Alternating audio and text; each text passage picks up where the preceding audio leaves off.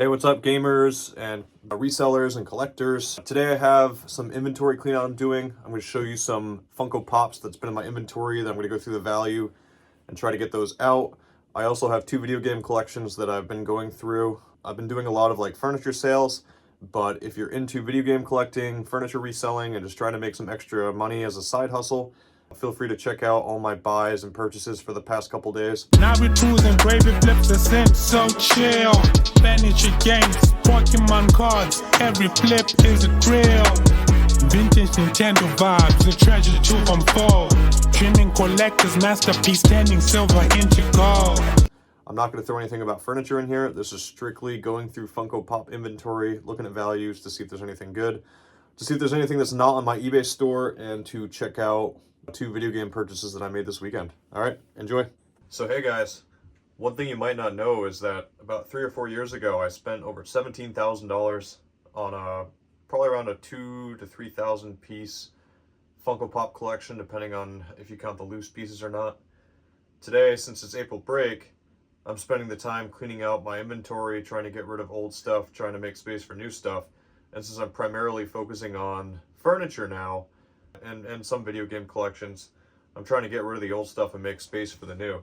So one of the questions that a lot of people have is like, are Funko Pops still worth it? And what's kind of cool is I have most of these listed on eBay right now. So we can take a pre-value and check out the current day value, because I got to figure out how much this collection's worth to see if it's actually worth putting it on eBay or if I should just try to sell it locally for like 30% of value. So let's get into this. I've got a lot more I'm going to be adding, but I just thought this would be a pretty cool little mini episode to do. Man, so that just took a while. It just took me an hour to sit down and to use the HobbyDB, the PPG, the price pop guide to see what's going for what. And I also used eBay to kind of look at the values as I was going, because, you know, it's a good idea to get a basis value between the both. For the most part, they do agree, but eBay seems to always be about, 20% lower than what the price pop guide says.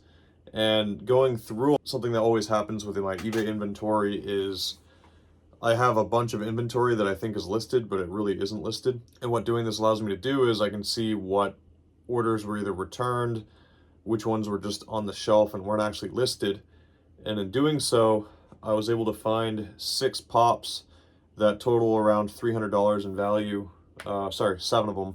So they're like, there's one that's worth like $100 that sells for like, it's a Funko Chucky one, Funko Freddy, and it sells for like $100 to $125. And then there's a few $50 to $60 ones that I'm just going to throw up as an auction individually on eBay just to get them out of the house. And then the rest, I added everything up, and there's around $600 in value for the other 80 or so pops.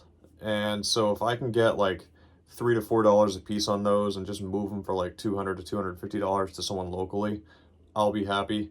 Even if I just get the $200, selling Funko Pops that are like between the $10 to $15 value for $3 to $4, that's the name of the game. Sometimes cash flow and just cleaning out your inventory is really the way you want to go. But for those of you who are wanting to see which ones are worth something, let me show you. So these ones here were the ones that were actually worth something. This Funko Freddy box of fun on PPG, it goes for like roughly about $150, but really it sells for closer to $100. This one goes for like $40. This Mega Man one, which is pretty cool, sells for like $30. This one goes for like $50, $30. I think this one was like $40 as well. These ones over here, they don't go for very high money, but like this one goes for like $50. This one goes for $40. I'm going to sell these in a bundle just to see if I can get $100 for them. But all the other ones that you guys see here, plus these Derbs things, I didn't even look up the value for them because I don't care. And all these ones over here, plus this Godzilla one back here, sells for like $40. So I'm really thinking that I'll be able to get about $400 in auctions, and then if I can get $200. So when all is said and done, there may be about $600 to $700 in value here. I'm not trying to rob the bank. I'm just trying to move inventory and get cash flow and potentially invest in some more Tesla stock, because that's currently at $140. So let's keep pumping away on clearing out some inventory. So now I'm packing up some of those Funkos.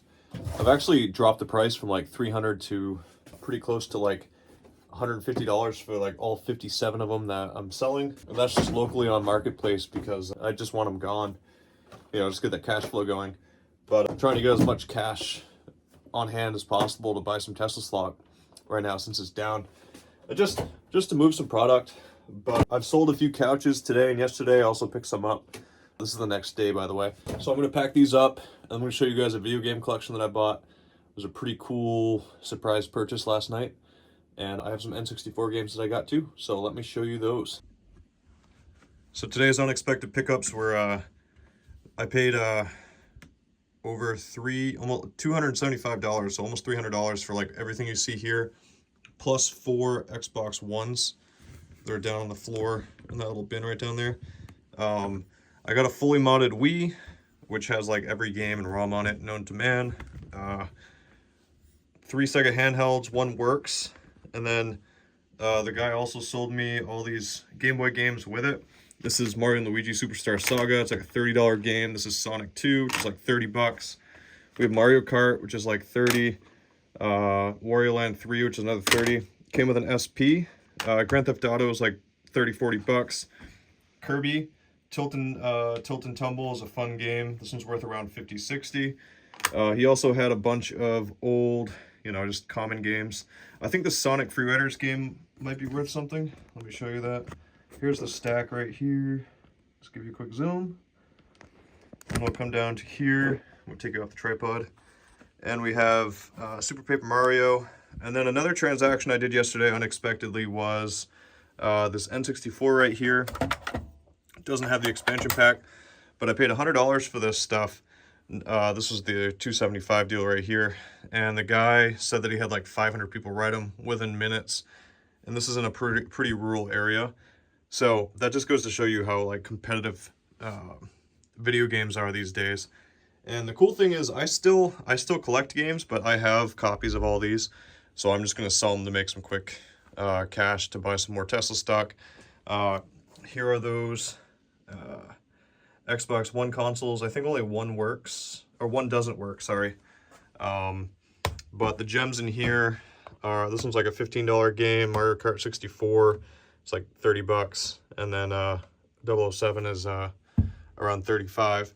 But here, let me give you some nostalgic zoom in of all the other stuff, which is pretty cool. Dun -dun -dun -dun -dun -dun.